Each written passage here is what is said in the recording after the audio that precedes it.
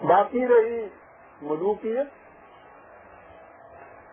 تو غلام فکر عام جیسی پناہ ہم نبی اکرم صلی اللہ علیہ وسلم کے متعلق تھا تو میں تو اس کی فکر کا غلام ہوں.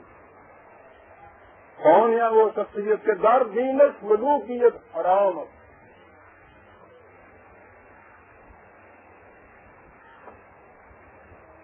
تو اس کے بعد اور کیا کہا جا سکتا ہے. لیکن ہمارے ہاں عزیزان من ہوا کہ صدر اول کا کچھ دور چھوڑ کا جس میں قرآن کی حکمرانی تھی اس کے بعد تاریخ میں ہمارے ہاں یہ ہے نا کہ خلافت کے بعد اسلام اپنی پٹری سے یہ گاڑی اس وقت دوسری پٹری پہ جا گئی جب ملوکیت اس کے اندر آئی. اور اس کے لیے وہ کہتے ہیں کہ وہ یزید نے پہلے وراثتی وہ ملوکیت اختیار کی یعنی بعد کے بعد بیٹا وارث ہو گیا تو وراثت میں ایک فرد کو بادشاہت ملی تو اسلام ختم ہوا. یہ ایک چیز مسلمہ چلی آ رہی ہے. کبھی کسی نے کھڑے ہو کے سوچا ہے کہ وہ یزید کے متعلق جو یہ کہا کہ وہ بادشاہ تھا موروثی طور پہ ملوکیت ہاتھ میں آئی. یزید کے بعد آج تک آپ کی مسلمانوں کی تاریخ میں جتنے بھی بادشاہ ہوئے ہیں وہ ویسے ہی ہوئے ہیں جیسے یزید ہوا تھا. وہی موروثی ملوکیت وہی بادشاہ چلی آ رہی. لیکن یہ عجیب چیز تاریخ میں آپ پائیں گے کہ ہمارے ہاں کے یہ اسلاف علماء حکماء فلاسفر محدثین بڑے بڑے علوم اعظم بزرگ میں ان کا احترام کرتا ہوں. اس ملوکیت کے دور میں ہر بادشاہ کے دور میں یہ موجود تھے. یہ سب کے ساتھ یزید پہ لعنت بھی بھیجتے تھے اور ان ملوکیت والوں کے سلطان جو تھے ان کے حق میں منبر پہ کھڑے ہو کے دعائیں مانگتے تھے. وہ کیا چیز ہے میری ایک عزیزہ نے کہا کہ دو چیزوں کو اکٹھا نہیں ہم کرتے. جوڑ کے دیکھیں نا یزید کا جرم یہ تھا کہ موروثی بادشاہ تھا. یہ ایک طرف رکھا اس لیے وہ موروثی تھا اس لیے اس کے اوپر خدا نے. یہ سلاطین ہمارے یہاں کے ذل اللہ علی الارض ہیں خدا کا سایہ ہے زمین پہ اس لیے ان کے حق میں دعا و سلام پڑھا جائے گا. یہ نہیں ہے کہ یہ کس طرح سے حاصل ہوئے ہیں. دو چیزوں کو اکٹھا نہیں کرتے. اور اکٹھا کیا جا سکتا جب یہ بھاری کا بندھن ہو آپ کے پاس پھر وہ تن کے اکٹھے ہوتے ہیں نا ایک معیار ہو تو. ورنہ دو چیزوں کو اکٹھا نہ کرنا میرے ایک لطیفہ یاد آ گیا. سکھوں کے متعلق تو ہم بہت خوش ہوتے ہیں. جرم ان کا کیا تھا ابھی سن لیجیے. پہلے انہوں نے اپنا ایک کالج بنایا قوم سے چندہ اکٹھا کر کے. بڑا چندہ اکٹھا ہوا تھا. خالصہ کالج امرتسر میں بنا لیا. اس کی افتتاح کے لیے بہت بڑا ان کا ایک جشن ہوا کانفرنس ہوئی بڑے بڑے اس میں لوگ آئے. چندے کی فہرست جب لٹکائی گئی تو اس میں دیکھا کہ جلندھر کے جو سکھ تھے ان کا چندہ بہت زیادہ تھا. اس کانفرنس میں جلندھر کے آگے وہ جو بیٹا جلندھر کے سکھوں کا ایک لیڈر اس نے اٹھ کے کہا کہ یہ ہمارے ساتھ بڑی بے انصافی ہوئی. چندہ ہمارا بہت زیادہ ہے اور وہ کالج جو ہے وہ امرتسر میں بنا. ہم اس میں شریک نہیں ہو سکتے. اب اس میں گڑبڑ مچنی شروع ہو گئی. اب ان کے ہاں کے جو سیانے تھے انہوں نے کہا یہ تو بڑی بری بات ہے قوم میں پھوٹ پڑ گئی اس کا تو حل سوچنا چاہیے. انہوں نے کہا بھائیو اس طرح سے آپس میں داغ باندھنے سے کوئی فائدہ نہیں. یہ تو ہو گیا نا امرتسر میں یہ بن گیا. اس کا حل نکل سکتا ہے. جلندھر والے جو ہیں ان کا حق دیا جائے گا. ابھی ہاسٹل بننا باقی ہے. ہاسٹل جلندھر بنا دیں.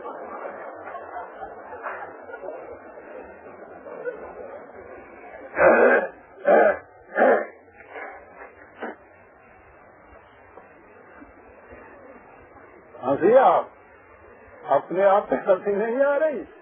یہ کیوں ہنسے ہیں آپ کیونکہ دو باتوں کو انہوں نے اکٹھا نہیں کیا.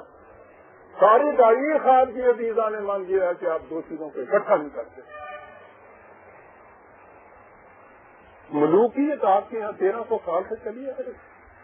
ایک لفظ اس کے خلاف سنیے ملوکیت کیا کرتی ہے. الیافی کی ایک تاریخ ہے ہمارے ہاں.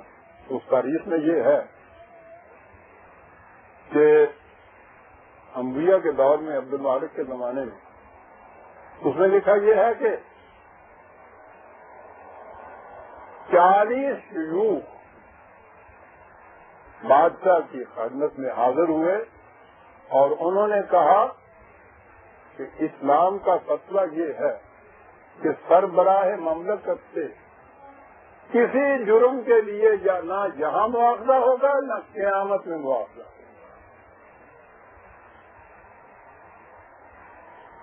جی یہی نہیں کہ انہوں نے برداشت کیا ملوکیت کو، یہ آپ کے جو خطبے پڑھے جاتے ہیں ان خطبوں کے اندر ان کی مملکت سے متعلق دعائیں، اور یہ ان کے یہاں کی کتابوں میں کہ یہ انہوں نے آگے کہا یہاں ہی نہیں کہ یہاں مواخذہ نہیں ہوگا سربراہ مملکت کا کسی جرم میں بھی، قیامت میں بھی عذاب نہیں ان کے اوپر ہوگا، اور اسی ساتھ میں اطلاع بھی دی جا رہی ہے۔ میں تاریخ کے ان واقعات میں نہیں جاتا، میں آپ کے یہاں بتاتا ہوں کہ جو ان سب چیزوں کو مانتے ہیں وہ تو خیر کہیے کہ صاحب تاریخ کا واقعہ ہے، اس کے دور میں کسی نے آگے کیا دیا۔ یہ فقہ حنفی جو آپ کے یہاں نافذ کی جا رہی ہے، فقہ حنفی کا ہدایہ جو ہے وہ قانون کی کتاب ہے ان کے یہاں، تو اس میں اتنی سی رعایت کی گئی ہے کہ جرم قتل کے لیے تو معاوضہ ہو سکے گا لیکن کسی اور جرم میں سربراہ مملکت سے معاوضہ نہیں ہو سکے گا، اس فقہ حنفی میں آج بھی موجود ہے۔ تو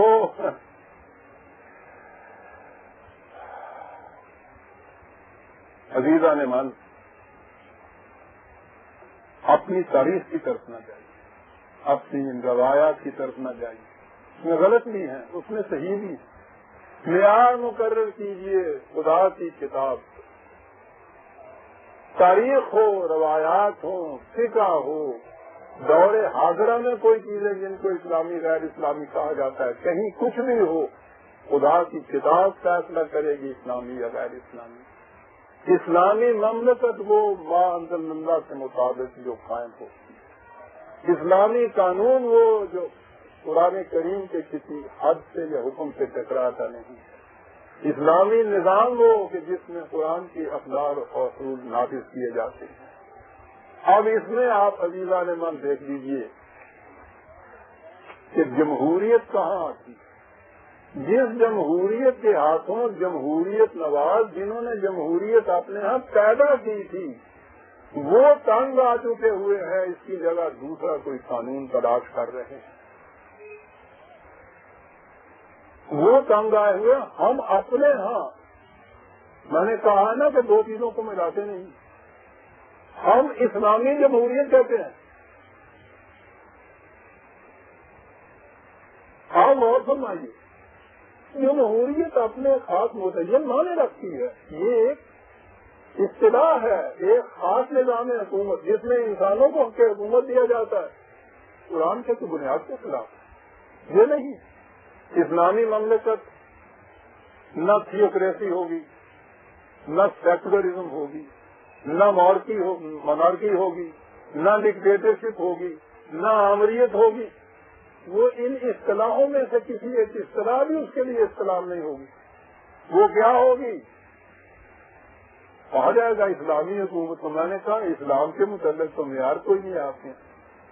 میں اس لیے عزیزان من شروع سے کہتا چلا آ رہا ہوں کہ اسلامی کی بجائے قرآنی کے لیے بات متعین ہو جائے گی، وہ قرآنی حکومت ہوگی، مملکت قرآنی ہے، اور چونکہ قرآن نے مملکت کسی خاص فرد یا افراد گروہ کی ملکیت نہیں قرار دی، اس نے پوری امت کو مملکت کا مالک قرار دیا۔ وعد اللہ الذین آمنوا منکم وعملوا الصالحات لیستخلفنہم فی الارض، پوری امت جو ہے اس کو یہ مملکت ملتی ہے۔ اس لیے اگر یہ آپ کہنا چاہتے ہیں